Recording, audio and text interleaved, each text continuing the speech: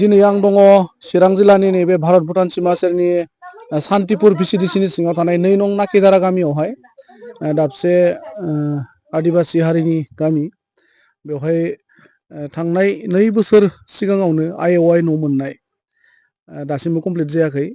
दा बे न' मोनगिरि बिथांमोननिफ्राय आं मिथिना लागोन जिहेतु শান্তিপুর ভিসিডিসির আন্ডারত 2 নং নাকিদারা গাঁও হয় এটা। আপনার নাম কি আছিল? মোর নাম লুচি হাঁসদা। লুচি হাঁসদা। যেটো সরকারি ঘর পাইছিলে কিমান বছর হলে সরকারি ঘর পোৱা? 2 বছর হল। 2 বছর। কিন্তু 2 বছরত মানে ঘরটো যে এনেকুৱা অৱস্থাত আছে কাৰণটো কি?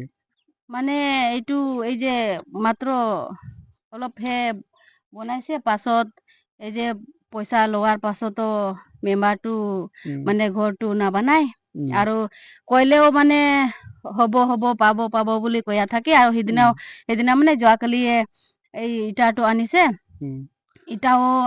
ইটাও কিবা ভাঙা চিঙা আনিছে আৰু মইতো কৈছো কিবা এই ইটাটো নালাগে বুলি কিবা বেলেগটো আনি দিয়ক মানে এইটোতো ভাঙা চিঙা এইটো ভাল ঘৰটো নহব বনাই দিয়া যদি অলপ ভালকে বনাই দিয়ক মই এনেকা কৈছো আৰু পাছত কৈছে এইটোতো মোৰ দায়িত্ব নহয় ইফালে পৰাহে এনেকুৱা আনি দিয়ে একো নহব হাঁহ পোৱালহে এইটোতো একো নহব বুলি কয় আৰু মানে ঘৰটো বনাই দিম বলে মেম্বাৰে পইচাটো আনিছে।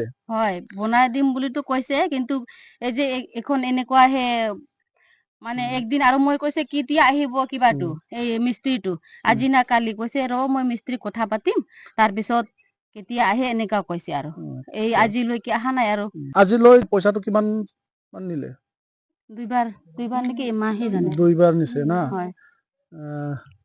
दा नोंथांमोना नुनो मोनबाय नैबे 2 नं नाकिदारा गामिनि नैबे रान्दि आइजो जाय न'आ 2 बोसोर जालांबायमोन मेम्बारा लुना होगोन होननानै फैसाखौ लांदों नाथाय दासिमबो लुना होआखै। दा आङो नैबेनिफ्रायबो मिथिना लागोन কি ক'ব এতিয়া? কোন দিন হ'ব ইমান দিন হৈছে।